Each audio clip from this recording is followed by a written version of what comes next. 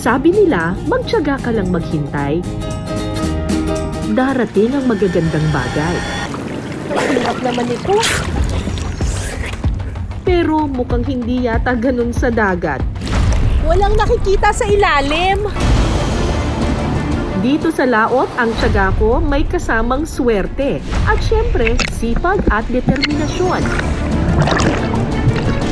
Dahil kailangan mo talagang sumisid at mangapa bago ka maka-jackpot. Ang hirap. Kasi kailangan mo siyang huhukayin sa ilalim na ilalim. Tapos kapag nakuha mo na yung tip niya, gumaganon-ganon siya. Sa ating seafood adventure sa Batangas City, mas pinabigat ang mga hamon. Ang hirap. Sana masarap talaga yung mga tuyong na yan. One down! Mas pinatindi ang paglusong,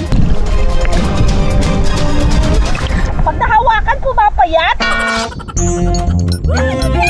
pero mas pinasaya ang kulitan kasama ang aktres na si Therese Malvar. Makubuno ko to, guys.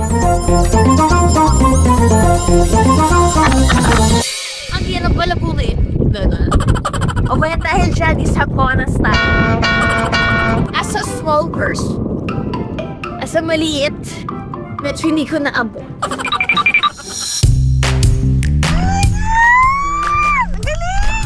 Grabe! At mas pinasarap ang food experience. Winner! Malinamnam.